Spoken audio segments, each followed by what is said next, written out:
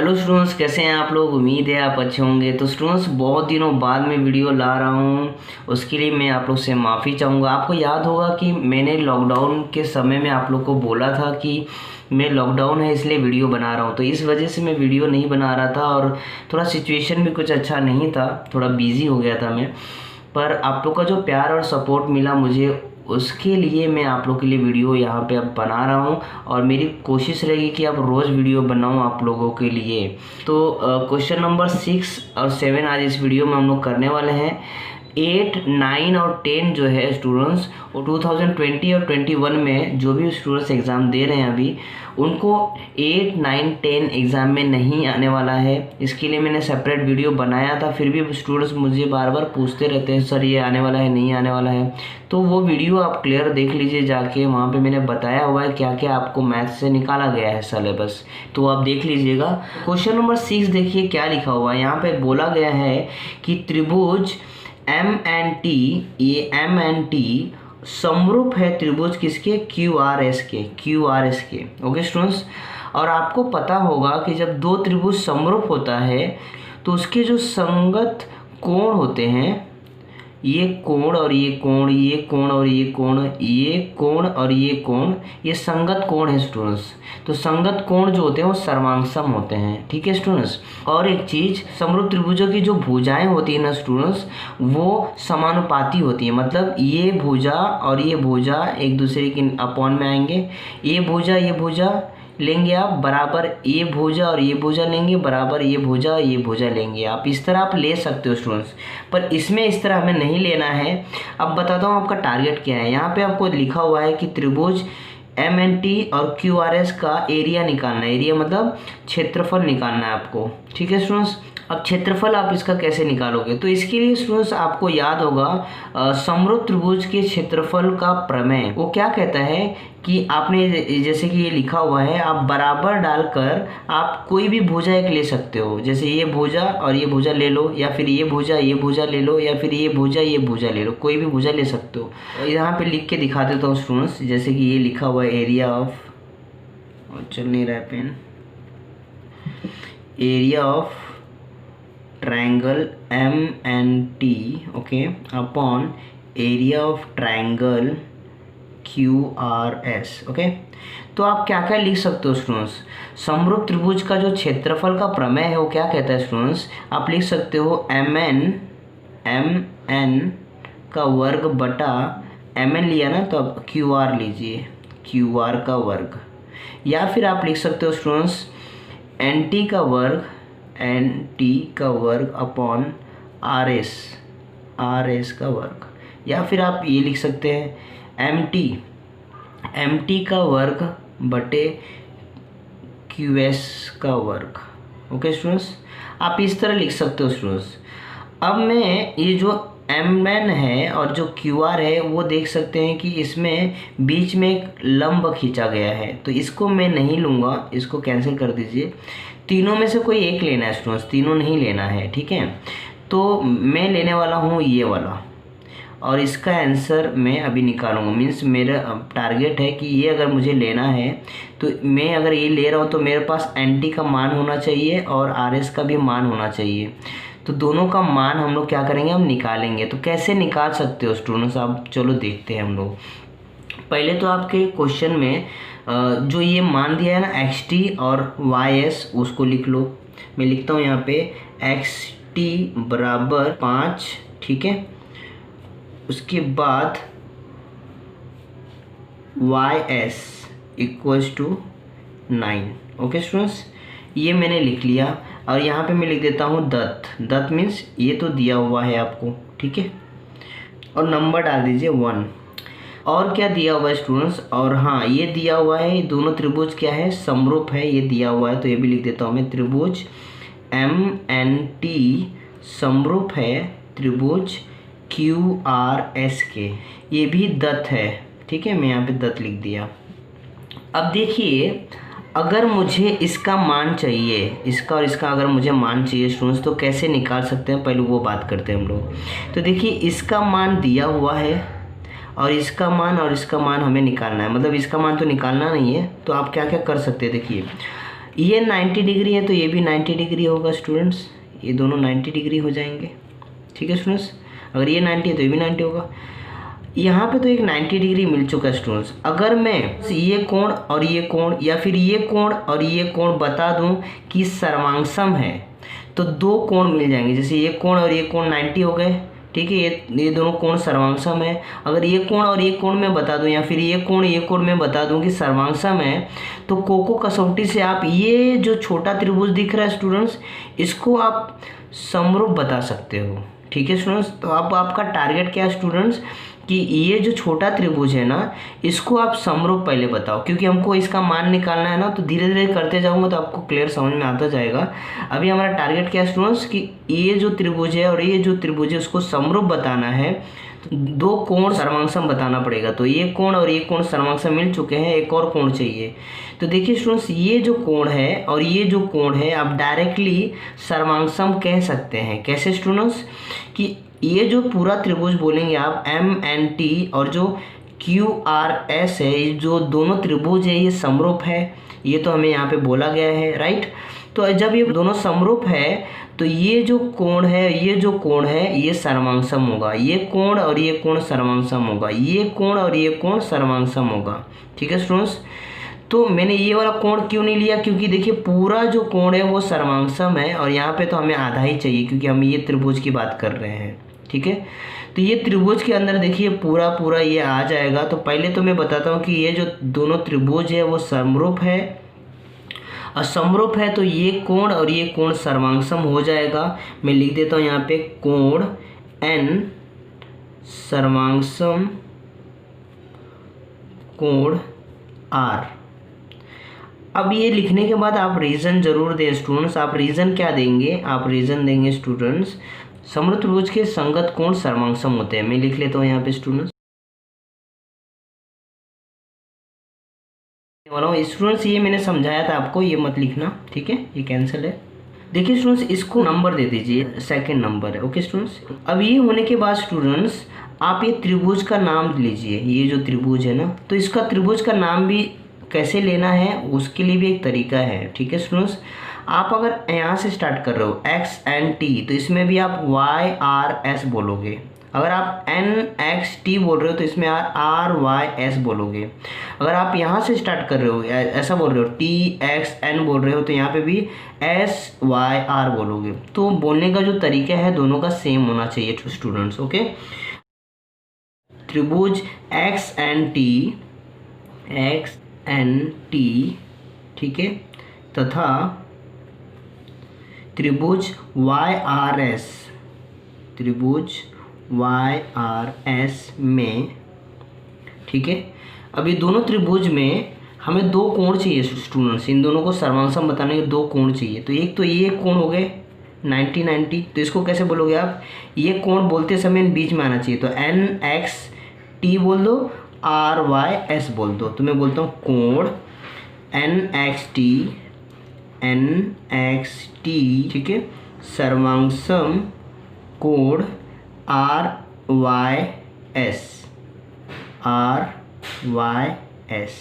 Reason दे दीजिए students. आप reason क्या देंगे, ये दोनों सर्वांगसम हुए कैसे, तो दोनों जो है 90 डिग्री हैं, तो इसीलिए मैं लिख देता हूँ यहाँ पे प्रत्येक कोण 90 अंश का है। ठीक है, 90 अंश का।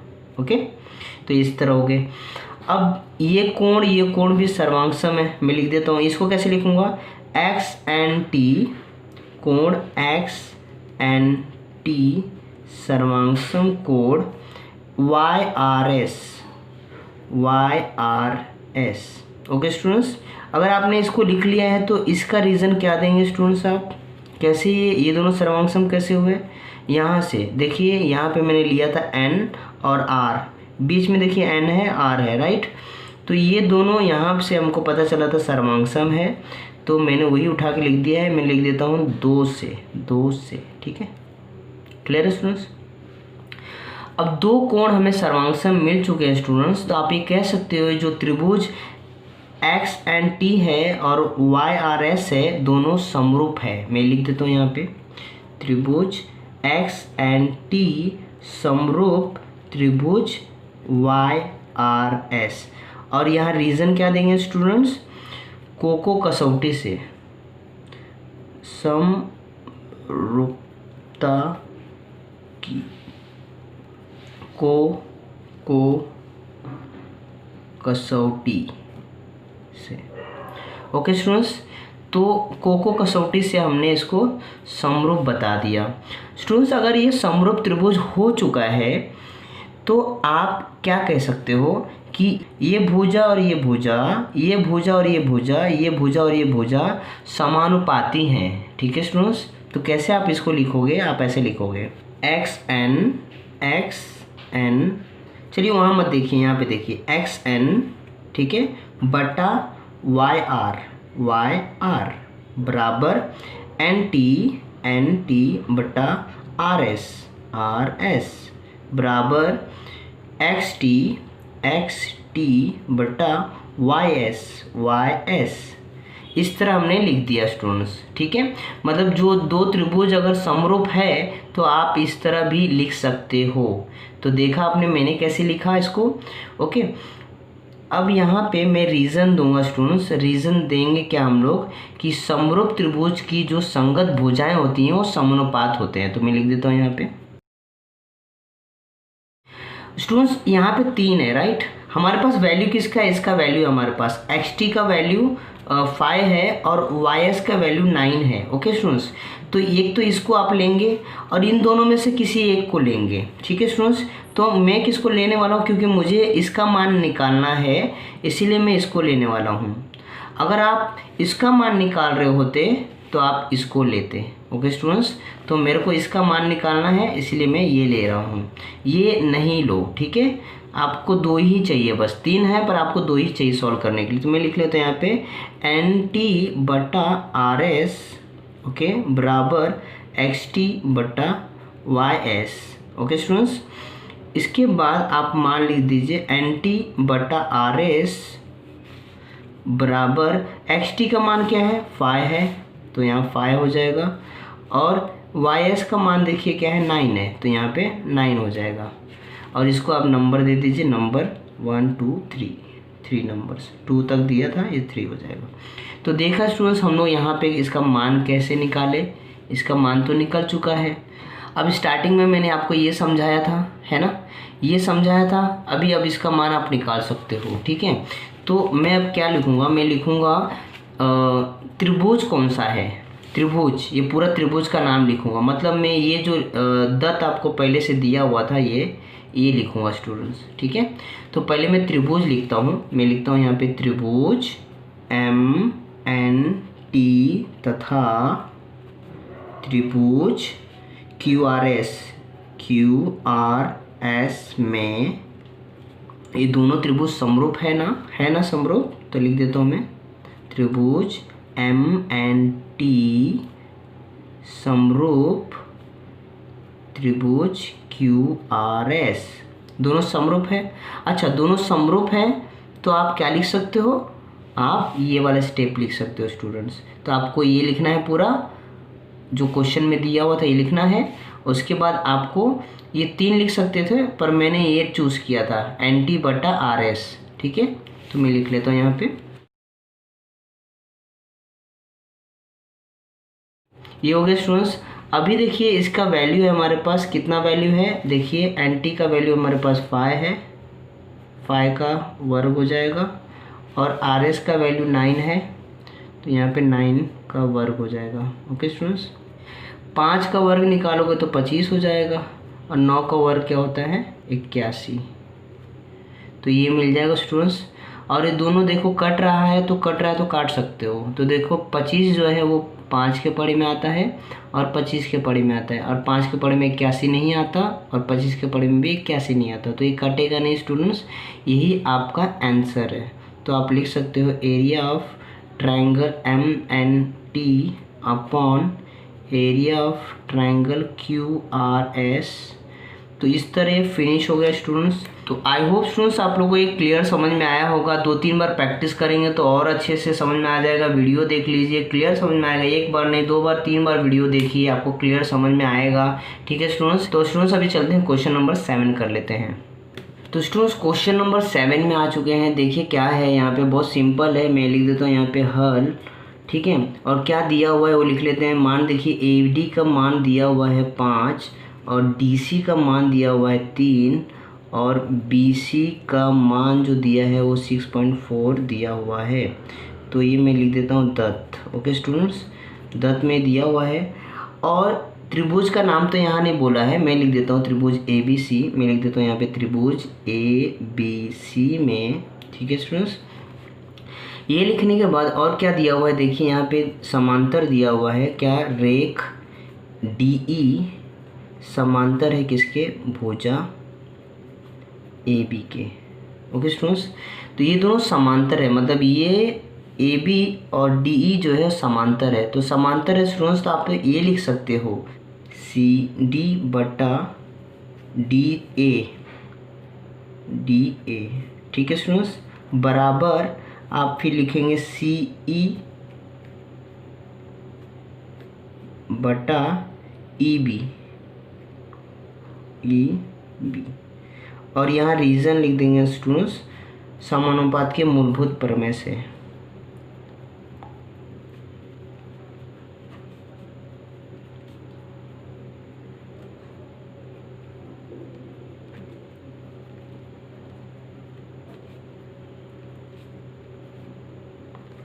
ओके स्टूडेंट्स, ये लिखने के बाद अब मान जो है वो रख दीजिए। CD का मान देखिए क्या है, CD का मान है 3 और उसके बाद है 5 और यहाँ पे देखिए 6.4 माइनस x और बटा यहाँ पे x। ओके स्टूडेंट्स, इसको सॉल्व करने के लिए आप क्या करेंगे, तिर्यक गुणा कर लीजिए। इसको वहाँ लेके जाएंगे तो क्या हो जाएगा, x गुणे 3 ये बराबर, ये वहाँ जाएगा तो क्या हो जाएगा 5 और इनके साथ गुणा होगा तो ब्रैकेट ले लीजिए 6.4 माइनस x। सर ब्रैकेट क्यों लिए, क्योंकि ये डबल नंबर है। ठीक है, और जो 5 जा रहा है ना इन दोनों के साथ गुणा होगा, इसीलिए आप ब्रैकेट में दे दीजिए। ओके नेक्स्ट, इनका तो गुणा कर दीजिए। आप क्या लिख देंगे 3x बराबर, इनका गुणा कर दीजिए, इनके साथ गुणा करेंगे तो क्या आएगा 5 चौक 20, हासिल लगेगा 2, 5 छक्के 30, 30 और 2 32। अब पॉइंट लगा देंगे तो 32 आएगा स्टूडेंट्स। पॉइंट के बाद का 0 जो है नहीं दिखाना है, तो यहाँ पे हम 32 लिख देते हैं माइनस 5x, क्योंकि इसका मल्टीप्लाई इससे होगा तो 5x आएगा। नेक्स्ट स्टूडेंट्स देखिए अब क्या करोगे, ये देखिए AB है तो इसको वहाँ पे लेके जाइए तो क्या हो जाएगा 3x और ये यहाँ जाएगा तो प्लस 5x हो जाएगा इक्वल्स टू 32। नेक्स्ट स्टेप में क्या आ जाएगा, इन दोनों देखिए दोनों x हैं तो दोनों एक दूसरे से सॉल्व हो जाएंगे। तो ये भी प्लस है, ये भी प्लस है, प्लस प्लस प्लस होता है। 5 और 3 हो जाएगा 8 x। देखिए जब हम प्लस माइनस या कभी भी प्लस या माइनस करते हैं ना, उस समय जो चारांक होते हैं वो कॉमन ले लेने का। ठीक है, x। देखिए x बराबर 32 और 8 जो है वो इंटू में था, इसलिए वो कहाँ जाएगा, हर में जाएगा यहाँ पे। ठीक है, x बराबर, अभी देखिए 8 के पड़े में 32 आता है क्या, 8 से भाग दे दीजिए आप 32 में। ठीक है, तो 8 के 8 16 3 24 और चौक 32 है ना, तो आपका यहाँ 0 0 आंसर क्या है 4। ओके स्टूडेंट्स, तो स्टूडेंट्स देखिए हमारा जो x का मान आया है वो 4 है, तो मैं यहाँ पे लिख सकता हूँ x बराबर BE बराबर 4। ठीक है स्टूडेंट्स, तो ये आपका BE का मान मिल चुका है। तो आई होप स्टूडेंट्स आप लोग को क्लियर है, समझ में आया होगा। तो नेक्स्ट वीडियो में मिलते हैं, तब तक के लिए अपना ख्याल रखना, अपने पेरेंट्स का ख्याल रखना। वंदे मातरम।